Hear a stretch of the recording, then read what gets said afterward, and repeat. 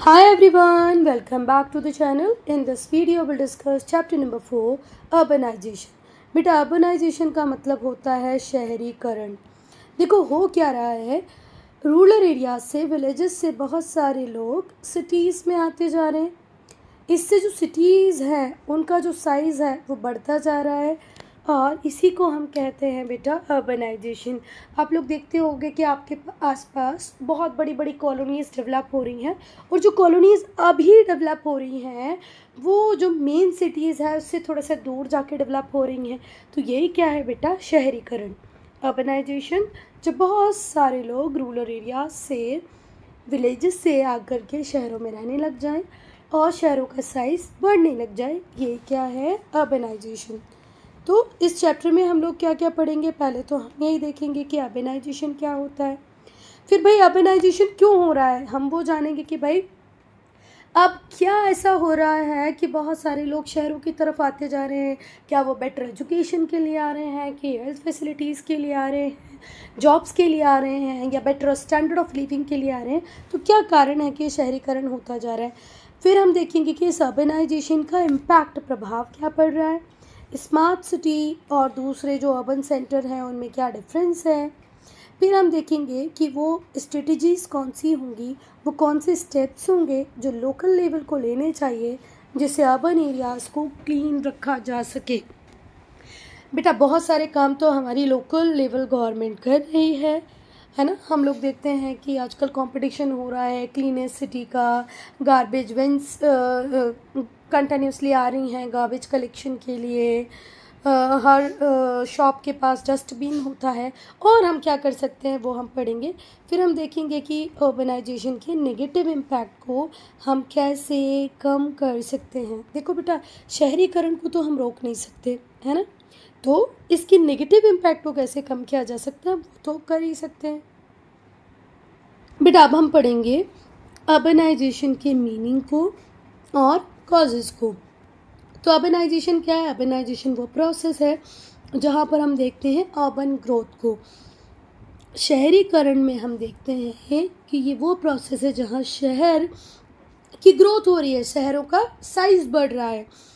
पहले बेटा हम मध्य प्रदेश की अगर मैं बात करूं तो भोपाल स्टेशन आने के पहले मंडीदीप और बेदुल्लागंज इनमें प्रॉपर कनेक्टिविटी नहीं हुआ करती थी। पर आप अब देखोगे यहाँ से यहाँ तक आपको घर बने हुए मिलेंगे। मतलब अब देखो ना भोपाल का साइज़ कितना बढ़ता जा रहा है। तो अर्बनाइजेशन वो प्रोसेस है जिसमें अर्बन ग्रोथ होगी, जिसकी वजह से हम देखते हैं बहुत ज़्यादा परसेंटेज में जो पॉपुलेशन है वो शहरों में, सिटीज़ में, नगरों में, शहरों में आके रह रही हैं। बेटा हमारे मध्य प्रदेश की कैपिटल सिटी भोपाल का एग्जांपल दिया कि आज भोपाल का एरिया चारों तरफ बढ़ गया है। ऐसे ही आप लोग भी अपने आसपास कोई जो बिग सिटीज़ है उसको देखो कि उसमें पहले वाले एरिया में और आज वाले एरिया में बहुत डिफरेंस आया होगा। तो बहुत सारे लोग अब टाउन्स में और सिटीज़ में रह रहे हैं। टाउन्स में, सिटीज़ में पॉपुलेशन की ग्रोथ ज़्यादा हो रही है। क्यों हो रही है? बेटर फैसिलिटीज़ के लिए। यहाँ पर हम देखते हैं कि लोगों की मूवमेंट होती है। लोग रूरल एरियाज़ से, मतलब कंट्री साइड से, मतलब विलेजेस से कहाँ की तरफ आ रहे हैं, अर्बन एरियाज़ की तरफ, टाउन्स की तरफ आ रहे हैं, सिटीज़ की तरफ आ रहे हैं। बेटा ज़्यादा कन्फ्यूजन दिमाग में मत रखना। टाउन्स का मतलब होता है नगर और सिटीज़ का मतलब होता है शहर, ठीक है। ये जनरली छोटे होते हैं, ये बड़े होते हैं। अब देखो बेटा, अर्बनाइजेशन की लॉन्ग हिस्ट्री है।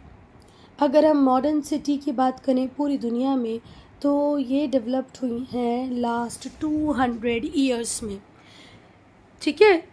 3 हिस्टोरिकल प्रोसेसेस की हम बात करेंगे जिन्होंने मॉडर्न सिटीज़ को शेप किया है एक डिसाइसिव वे में। देखो फिर से ध्यान से सुनो, अर्बनाइजेशन की बहुत पुरानी हिस्ट्री है। अगर हम मॉडर्न सिटीज़ की बात करें वर्ल्ड वाइड, बहुत सारी सिटीज़ को ले लो आप, टोक्यो को ले लो, मैनचेस्टर को ले लो, दिल्ली को ले लो, है ना। तो यहाँ पर हमने देखा है कि ये जो सिटीज़ हैं ये पिछले 200 सालों में डेवलप हुई हैं। और 3 हिस्टोरिकल प्रोसेसेस हैं जिनकी वजह से हमने देखा है कि मॉडर्न सिटीज़ डेवलप हुई हैं। एक डिसाइसिव रोल इन 3 कारणों ने प्ले किया है और इन्हीं की वजह से आज हम सिटीज़ देख पा रहे हैं। पहला है इंडस्ट्रियल रेवोल्यूशन। बेटा, जब इंडस्ट्रीज़ बनने लग गई तो लोग अपने एग्रीकल्चर वाले काम को छोड़कर कहाँ पर आ गए? फैक्ट्री में काम करने आ गए, इंडस्ट्रीज़ में आ गए और वहीं आसपास रहने लग गए, तो शहरीकरण होने लग गया। फिर हम देखते हैं कि जैसे जैसे कॉलोनियल रूल एस्टेब्लिश हुआ पूरी दुनिया के डिफरेंट पार्ट में, तब भी शहरों की डिमांड बढ़ी, लोग शहरों में आकर रहने लगे। तो पहला कारण क्या पड़ा? Industrial revolution. दूसरा, कॉलोनियल रूल। तीसरा, नगरों और शहरों के बनने के पीछे जो कारण है वो है डेमोक्रेटिक आइडियल्स। बेटा, अगर हम हिस्ट्री की बात करें तो शुरुआती जो नगर थे, जो शहर थे, वो हमें देखने को मिलते हैं रिवर वैलीज़ पर। नदियों की जो वैली होती हैं, घाटी होती हैं, उसी में हमें टाउन्स और सिटीज़ देखने को मिले, जैसे उर, निपुर, मोहनजोदड़ो। और बेटा, ये दूसरे जो ह्यूमन सेटलमेंट्स थे उनसे बड़े थे। भले आप उर की बात करो, निपुर की बात करो, मोहनजोदड़ो की बात करो, ये दूसरे ह्यूमन सेटलमेंट्स थे, इनके साइज़ बहुत बड़े थे। जो एंशियंट सिटीज़ थी वो डेवलप हो पाई कब? जब फूड सप्लाईज इतनी बढ़ गई कि ये नॉन फूड प्रोड्यूसर्स को भी सपोर्ट करने लगी। पहले तो ऐसा होता था बेटा, विलेज एक सेल्फ सफिशिएंट यूनिट होती थी, हर व्यक्ति अपना अपना अनाज प्रोड्यूस कर लेता था, अपने अपने घरों में गाय रखता था जिससे उसे मिल्क मिल जाता था, फ्रूट्स एंड वेजिटेबल वो अपने घर में प्रोड्यूस कर लेता था। पर शहरों के बनने के पीछे मेजर रीज़न ही ये रहा कि अब आप बल्क में प्रोड्यूस करने लगे। आप सिर्फ अपने होम कंजम्पशन के लिए प्रोड्यूस नहीं कर रहे थे, आप दूसरों के लिए भी प्रोड्यूस करने लग गए। तो बेटा, ये जो शहर का बनना है ये तभी पॉसिबल हो पाया जब एग्रीकल्चर प्रोड्यूस इतनी बढ़ गई, फूड सप्लाईज इतनी बढ़ गई कि नॉन फूड प्रोड्यूसर्स को भी फूड मिलने लग गया। कहाँ पर? सिटीज़ में। Cities were often the centre of political power. फिर हमने देखा बेटा, सिटीज़ जो होती थी, शहर जो होते थे, ये पॉलिटिकल पावर का सेंटर्स होते थे। एडमिनिस्ट्रेटिव नेटवर्क भी यहीं पर होता था, व्यापार यहाँ से होता था, इंडस्ट्री, औद्योगिकरण यहाँ पर था, बड़े बड़े रिलीजियस इंस्टीट्यूशन यहाँ पर थे। जितनी भी इंटेलेक्चुअल एक्टिविटीज़ होती थी वो भी कहाँ पर ही होती थी? शहरों में होती थी। शहर हैं, बड़े बड़े मंदिर बनेंगे, सारी इंटेलेक्चुअल एक्टिविटीज़ होंगी, व्यापार वहीं से होगा, उद्योग धंधे वहीं पर होंगे, अच्छा खासा एडमिनिस्ट्रेटिव नेटवर्क इनके पास होगा, पॉलिटिकल पावर भी होगी। और बेटा, सिर्फ इतना ही नहीं होता यहाँ पे कि यहाँ ट्रेड हो रहा है, मतलब व्यापार हो रहा है, औद्योगिकरण हो रहा है या रिलीजियस इंस्टीट्यूशन बन रहे हैं। बेटा, ये जो शहर होते थे ये सपोर्ट करते थे बहुत सारे सोशल ग्रुप्स को। किस किस को? बेटा, आर्टिशंस को, मर्चेंट्स को और प्रीस्ट को। और बेटा, मॉडर्न पीरियड की अगर हम बात करें तो मॉडर्न पीरियड में अर्बनाइजेशन के फॉर्म को, रूप को अगर किसी ने बदला है तो वो इंडस्ट्रियलाइजेशन ने ही बदला है। औद्योगिकरण के कारण, इंडस्ट्रियलाइजेशन के कारण जितना अर्बनाइजेशन हुआ है ना, उतना और किसी रीज़न से नहीं हुआ है। बेटा, पहले एक एग्रीकल्चर प्लॉट होता था, एक पिताजी, 4 बेटे उसी पे सब काम करते रहते थे, ठीक है। ज़मीन की प्रोडक्टिविटी लिमिटेड होती थी, बहुत ज़्यादा उस पर प्रोड्यूस नहीं होता था। तो ये जो 4 लोगों का ग्रुप है कि एक पिताजी हैं, उनके 3 बेटे हैं, ये साथ मिलके इसी के ऊपर काम कर रहे हैं, तो इससे प्रोडक्टिविटी तो बहुत ज़्यादा नहीं बढ़ जाएगी ना, लैंड की तो एक लिमिटेड प्रोडक्टिविटी है। पर जैसे ही फैक्ट्रीज खुलने लग गई, 1 या 2 बेटे इनके शहर में आ गए और यहाँ आकर रहने लग गए, यहाँ फैक्ट्री में काम करने लग गए। इससे हुआ क्या? इनकी इनकम भी बढ़ गई और गांव में जो 2 भाई बचे थे, 1 भाई बचा था, उसकी इनकम भी बढ़ गई। तो जो मॉडर्न पीरियड था उसमें अर्बनाइजेशन के फॉर्म को, रूप को बदलने का काम किसने किया? बेटा, इंडस्ट्रियलाइजेशन ने किया और एक पॉजिटिव वे में किया। बेटा, जो अर्ली इंडस्ट्रियल सिटीज़ थी ना ब्रिटेन की, जैसे लीड्स, मैनचेस्टर, इन्होंने बहुत सारे नंबर्स में माइग्रेंट्स को अट्रैक्ट किया अपनी टेक्सटाइल मिल्स में। और यहाँ पर टेक्सटाइल मिल्स लेट 18 सेंचुरी में स्टार्ट हो गई थी। लेट 18 सेंचुरी की मैं बात कर रही हूँ, मतलब मैं 1790s की बात कर रही हूँ, 1780s की बात कर रही हूँ। तो 70s 80s 1790s में यहाँ पे टेक्सटाइल मिल खुल गई थी। तो इन टेक्सटाइल मिल्स ने अट्रैक्ट किया बहुत सारे माइग्रेंट्स को, जो मैनचेस्टर लीड्स में आकर के रहने लग गए। तो जो अर्ली सिटीज़ थी ब्रिटेन की वो कौन सी थी? लीड्स और मैनचेस्टर। 1851 में तो हम देखते हैं बेटा कि more than 3/4 of adults living in Manchester. बेटा 1851 में 3/4 जो एडल्ट्स थे वो कहाँ पर ही रह रहे थे? मैनचेस्टर में रह रहे थे। जो माइग्रेंट्स थे कहाँ से आए थे? रूरल एरिया से, गांव से आकर के मैनचेस्टर में बहुत सारे युवा एडल्ट्स रहने लग गए थे। फिर बेटा एग्रीकल्चर रेवोल्यूशन हुआ। एग्रीकल्चर रेवोल्यूशन का मतलब क्या होता है बेटा? कृषि क्रांति। एग्रीकल्चर रेवोल्यूशन का मतलब क्या होता है? कृषि क्रांति। खेती करना, कृषि करना पता होगा ना आपको। हमने देखा बेटा यहाँ पर एनक्लोजर मूवमेंट आया। एनक्लोजर मूवमेंट का मतलब क्या हुआ? छोटे छोटे प्लॉट्स को जोड़कर बड़े बड़े प्लॉट्स बना दिए गए। तो ये एक मेन रीज़न बना एग्रीकल्चर रेवोल्यूशन का। फिर इंडस्ट्रियलाइजेशन होने लग गया। तो बहुत सारे ऐसे मेजर फैक्टर्स बने जिनकी वजह से मैनचेस्टर और लंदन मॉडर्न सिटीज़ के रूप में डेवलप हो गए। फिर से ध्यान से सुनो, ये जो कृषि क्रांति आई, एनक्लोजर मूवमेंट आए, फिर इंडस्ट्रियलाइजेशन आया, तो ये कुछ मेजर फैक्टर, मेन कारक बने जिनकी वजह से हमने देखा ग्रोथ हुई मैनचेस्टर की और लंदन की एज मॉडर्न सिटीज़। थर्ड बेटा अगर हम बॉम्बे की बात करें जो आज का मुंबई है, कलकत्ता की बात करें जो आज का कोलकाता है, ये भी बहुत ओल्डेस्ट, बहुत प्राचीन, बहुत पुराने इम्पॉर्टेंट मेगा सिटीज़ हैं इंडिया के। अगर आपसे पूछे to oldest mega city of India तो क्या ही बोलोगे? मुंबई, कोलकाता। मुंबई पहले बॉम्बे था, कोलकाता पहले कलकत्ता। और बेटा ये दोनों ही सिटी, कलकत्ता, बॉम्बे, आज का कोलकाता और मुंबई, ये डेवलप हुए किस टाइम में बेटा? कॉलोनियल एरा में, जब अंग्रेज़ हमारे ऊपर रूल कर रहे थे तब। उस टाइम में हुआ क्या बेटा? बहुत सारे जो फार्म वर्कर्स थे इन्होंने अपने घरों को छोड़ दिया और जॉब की तलाश में आ गए। इनमें से बहुत सारे लोग कहाँ से आए थे? ईस्टर्न उत्तर प्रदेश से, बिहार से, सेंट्रल इंडिया से। सेंट्रल इंडिया बोले तो आज का मध्य प्रदेश, ईस्टर्न उत्तर प्रदेश और बिहार से आए थे। और कुछ लोग कहाँ से आए थे? तमिलनाडु के ड्राई डिस्ट्रिक्ट से। तो हुआ क्या? मिड 19th सेंचुरी में ये जो रीजन थे इनमें बहुत सारे चेंजेस देखे। क्या चेंजेस देखे बेटा हमने? कि कॉटेज इंडस्ट्रीज़ का डिक्लाइन होने लग गया और जो लैंड का जो रेंट था वो बढ़ने लग गया। लैंड को क्लियर किया जाने लगा माइंस के लिए, प्लांटेशंस के लिए। और इन सब की वजह से हमने देखा बेटा जो गरीब थे उनका जीवन बद से बदतर होता जाता। फिर से ध्यान से सुनो, कोलकाता और मुंबई दोनों ही कॉलोनियल एरा, मतलब अंग्रेज़ों के टाइम में फ्लरिश किए। जो बहुत सारे फार्म वर्कर्स थे जिन्होंने अपना घर छोड़ा और जॉब के लिए कलकत्ता आ गए, मुंबई आ गए, उनमें से बहुत सारे लोग कहाँ से आए थे? उत्तर प्रदेश के ईस्ट पार्ट से, बिहार से, सेंट्रल इंडिया से, तमिलनाडु के ड्राई डिस्ट्रिक्ट से। तो बेटा मिड 19th सेंचुरी वो टाइम था जब ये जो रीजंस थे यहाँ पर हम देख रहे थे बड़े बड़े चेंजेस आ रहे थे। कॉटेज इंडस्ट्री डिक्लाइन कर रही थी, ज़मीनों का किराया बढ़ गया था, ज़मीनों को क्लियर किया जा रहा था माइंस के लिए, प्लांटेशन के लिए, और इससे गरीबों का जीवन बहुत प्रभावित हो रहा था। वो रेंट को पे नहीं कर पा रहे थे, उनके ऊपर कर्जा बढ़ता जा रहा था, इसीलिए इन्हें माइग्रेट करना पड़ रहा था। कहीं दूसरे जगह जाके इन्हें काम ढूंढने की ज़रूरत पड़ रही थी कि भाई हम खेती से इतना रेंट तो नहीं भर पाएंगे, तो बेटर है हम खेती छोड़ दें और कहीं और जाके काम करने लगे, क्योंकि इनके ऊपर कर्जा बढ़ता जा रहा था बेटा अब हम पढ़ेंगे कि अर्बनाइजेशन के पीछे के कारण क्या थे। तो जो लोग थे वो माइग्रेट करने लगे रूरल टू अर्बन एरियाज़। किसकी वजह से? पुश और पुल फैक्टर्स की वजह से।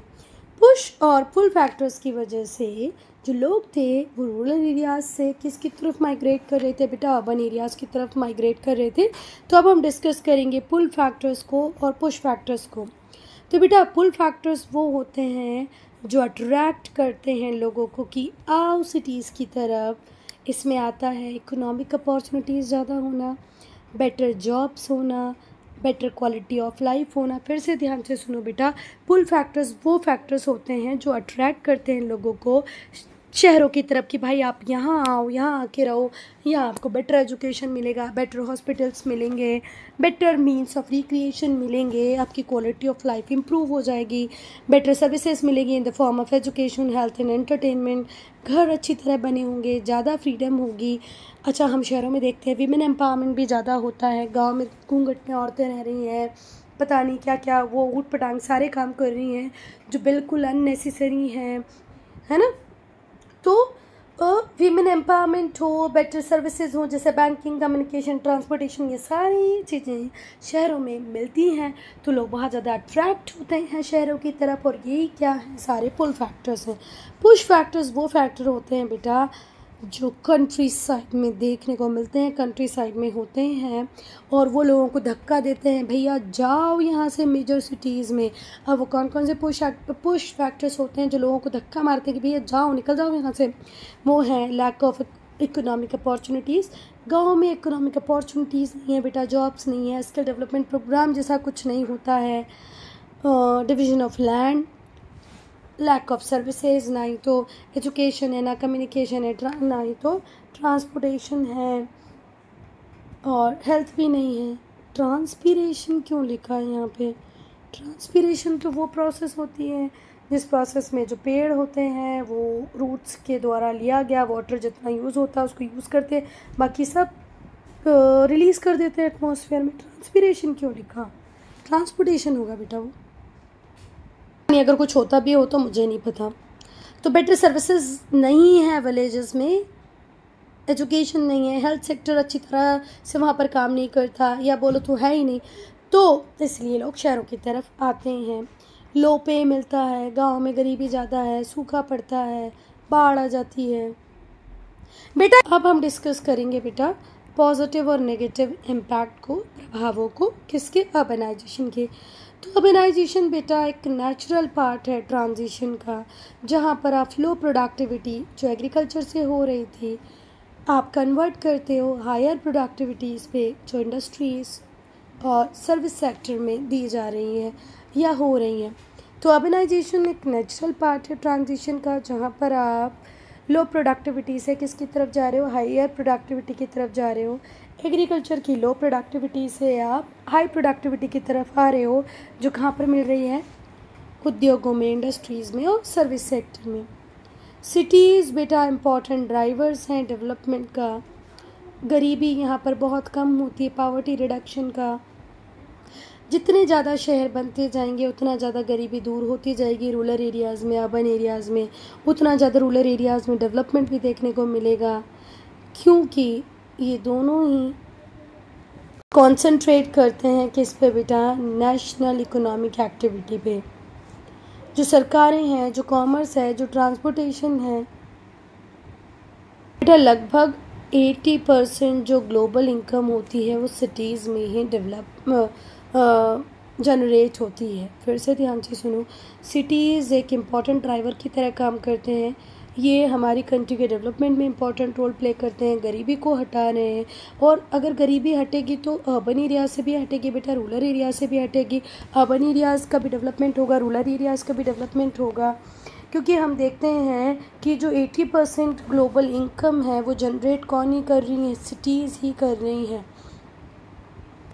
अब अगर हम अर्बन लिविंग की बात करें तो अर्बन लिविंग को जनरली हम एसोशिएट करते हैं किससे? कि यहाँ पर लिटरेसी रेट ज़्यादा होता है, एजुकेशन जहाँ पर ज़्यादा अच्छा है, हेल्थ फैसिलिटीज़ यहाँ पर ज़्यादा अच्छी हैं, प्राइवेट हॉस्पिटल्स भी हैं, पब्लिक भी हैं, सोशल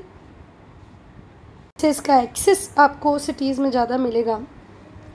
मतलब ऑल इन ऑल अपॉर्चुनिटीज़ बहुत ज़्यादा हैं शहरों में, कल्चरल पार्टिसिपेशन की, पॉलिटिकल पार्टिसिपेशन की।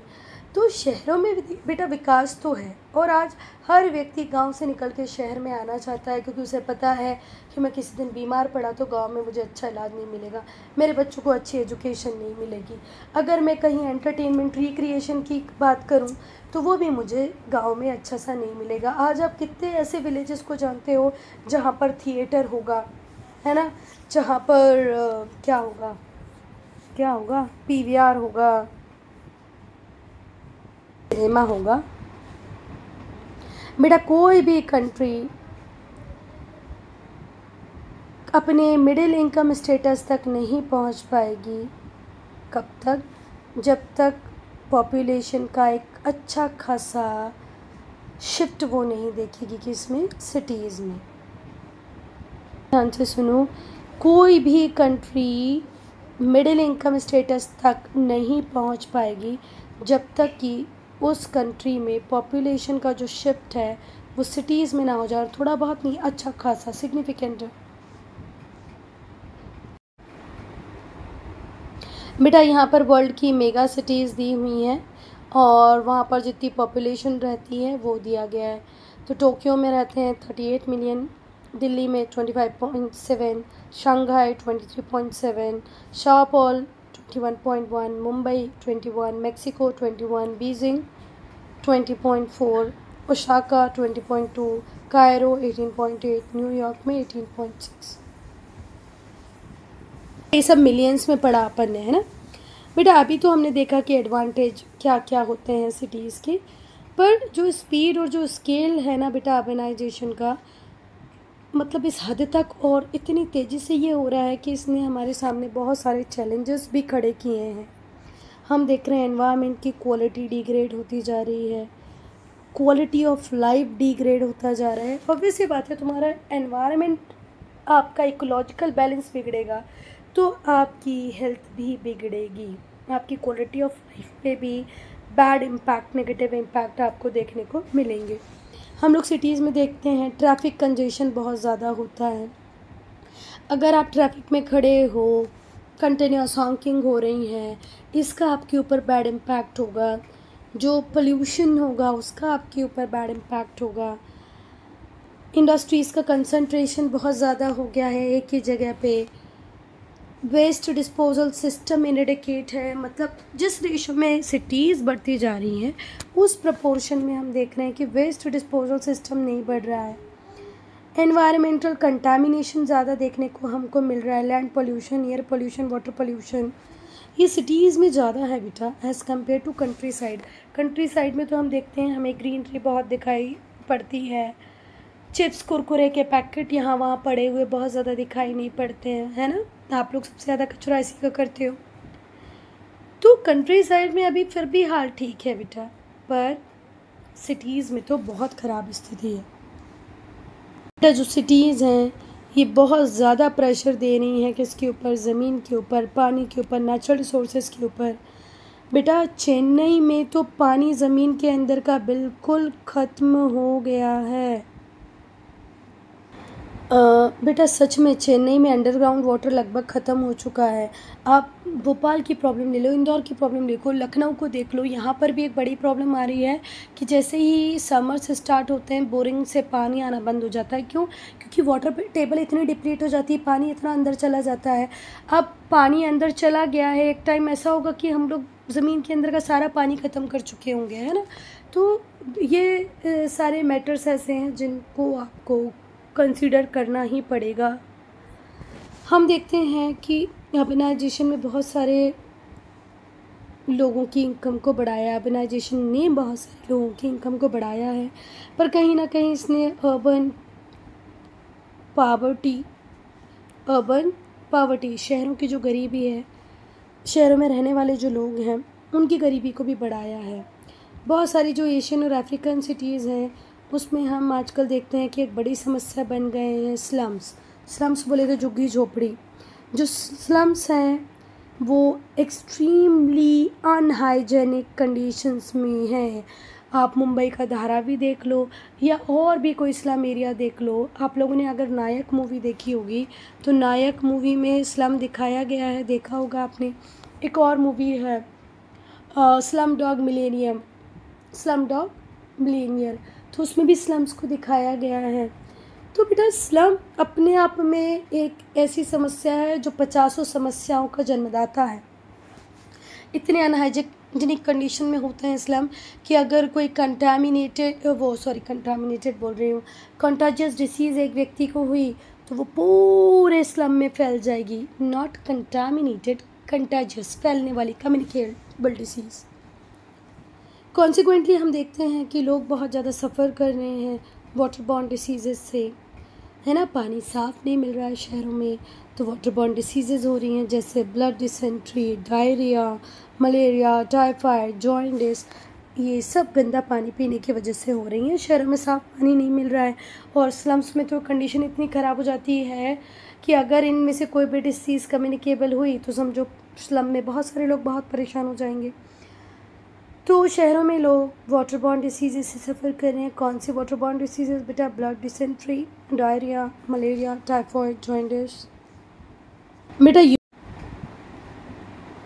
बेटा यूनाइटेड नेशंस का एस्टीमेट कहता है कि वो लोग जो स्लम में रहते थे 2014 में वो कितने थे? 1 बिलियन। पर 2025 में अब स्लम्स में रहने वाले लोग कितने हो गए? 1.39 बिलियन। 2014 में स्लम्स में रहने वाले लोगों का नंबर था 1 बिलियन, पर अब ये हो गया है 1.39 बिलियन कब? 25 में। और एशिया एक ऐसा कॉन्टिनेंट है बेटा जहाँ पर हाईएस्ट नंबर में जो सिटी ड्वेलर्स हैं वो स्लम्स में रह रहे हैं, और ये कंडीशन सबसे ज़्यादा वर्स्ट है साउथ एशिया में। 2014 में 1 बिलियन पीपल स्लम्स में रहते थे। 2025 का नया आंकड़ा कहता है 1.39 लोग रह रहे हैं। एशिया में हाईएस्ट नंबर में जो सिटी ड्वेलर्स हैं वो स्लम्स में रहते हैं, और ये प्रॉब्लम सबसे ज़्यादा ख़राब है साउथ एशिया में, जहाँ पर आधी से ज़्यादा जनसंख्या या आधी जनसंख्या किसकी है? स्लम ड्वेलर्स की है। पर अगर हम परसेंटेज टर्म में बात करें तो जो सब सहारन अफ्रीकन है वहाँ पर 72% सिटी ड्वेलर्स स्लम्स में रहते हैं। सब सहारन अफ्रीका में बेटा 72% जो सिटी ड्वेलर्स हैं वो कहाँ रहते हैं? स्लम्स में। बेटा मैं वीडियो को यहीं पे ख़त्म कर रही हूँ। इसके बाद जितना भी है वो हम पार्ट 2 में डिस्कस कर लेंगे।